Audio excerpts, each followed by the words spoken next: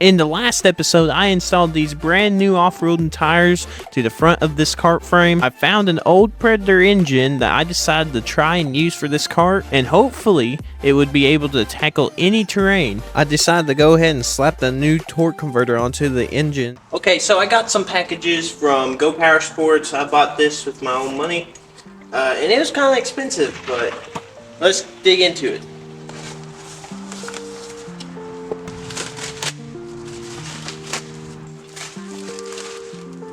I got an axle for this shifter cart. I got it 38 inches long, so hopefully it'll be long enough to fit the wheel hubs and the tires. So I believe it will. I did some measuring, and I believe this is going to be right size. It has a 1/4 inch keyway on both sides. It only comes to about the center. So it should be able to work, I believe. I believe it'll work. But before I install this axle, I'm going to have to install the bearing kit that goes on these 3 ledges. I also got 2 of these rear wheel hubs. This is a 4x4, so it should fit. I got the 1 inch diameter inside with the keyway, and so it should fit on this 1 inch axle. These go at the end of the axle, so it screws on and it'd be like that. But I have to put these on last so I can put the sprocket, the brake, and everything else on. This is what I was looking for, the bearing kit.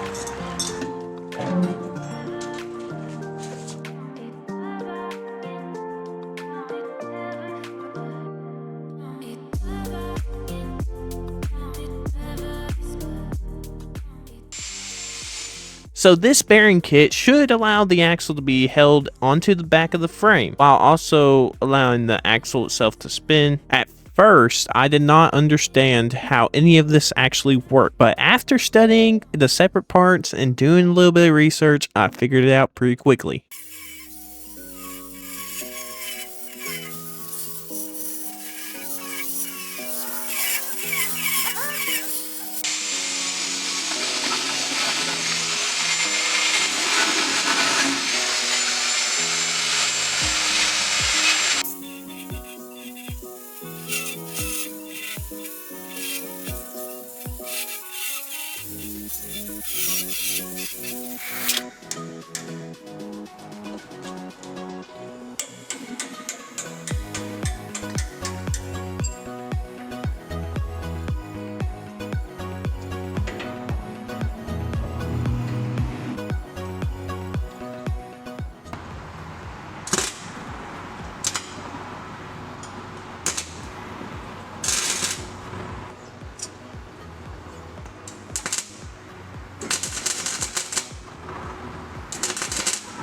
So the original mounts that was welded onto the frame was a little too big, so I had to cut them off and weld on the brand new ones that actually fit the 1 inch diameter.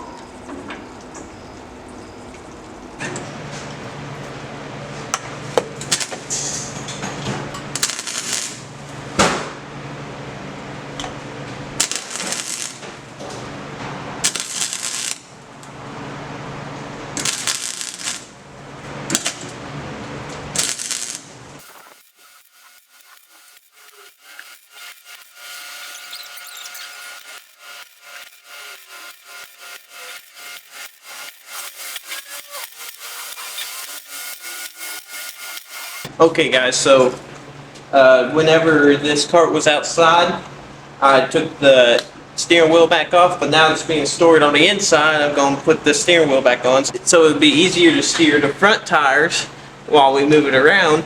But as you can see, we put on horses, so it ain't going to be moving around as much. But I think it'll look a whole lot nicer if I just keep it there. Okay, so I got these two bearings welded in. I got to cut this center off and weld the third one on here, and then the axle can come through. After we get that on, we get everything else together, and the wheel hubs, the tires. And so I still have to figure out what to do with the engine mount. I'm planning on getting bolts and stuff to screw over here so that I could have it up here, because the engine has to be pretty high so the chain could go down to the sprocket that's right here.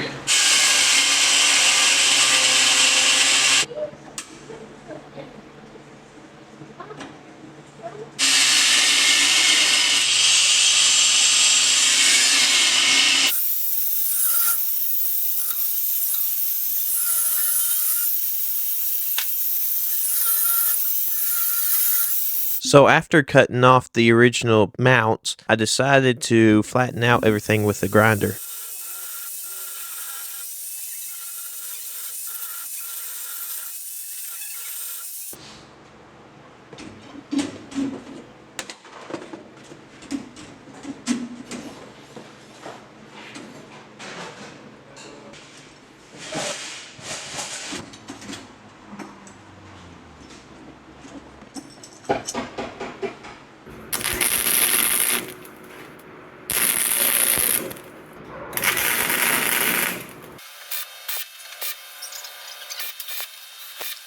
The frame of the shifter cart and this plate was really thick, so I was able to hold down the welds pretty good, and with the maximum setting, it was allowing the welds to actually be smooth and look pretty good.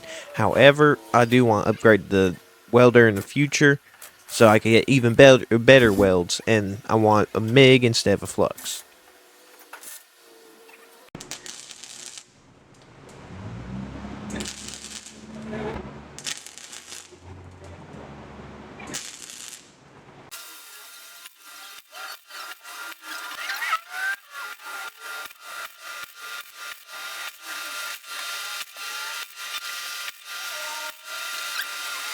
Well, I just finished welding these up right here, all three of them. I think the welds look pretty good on each of them. They have to be cleaned up, of course. They are pretty ugly right now because they all bubbled up. But after I get it clean, I think they look decent. That's as good as the $100 welder's going to be. If I upgrade in the future, hopefully my welds will look as good as these. Now I'm going to have to tighten up those so they would stop jiggling around, you know. Okay, so let's go.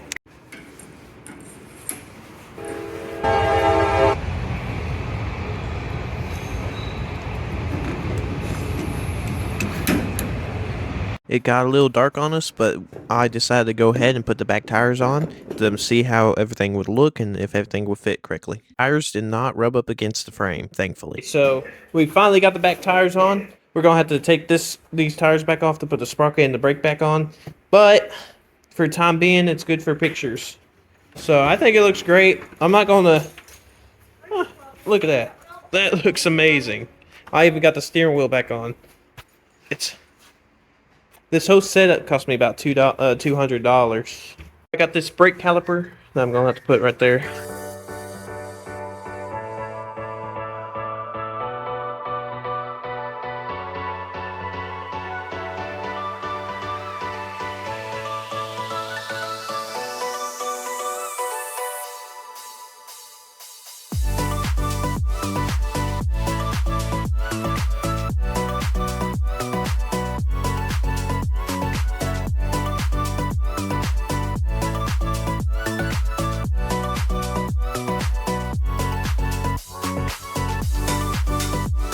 So that's going to do it for today's video. I did pretty much the whole back axle. We still got a lot of things to do, which is the sprocket, the brakes, bleed the brakes, get the hydraulic brakes. But we had to take all this apart first, and I really like how this is looking so far. So stay tuned, and once we get this engine on, it's gonna start ripping. So I'll see y'all in the next video. Please like and subscribe.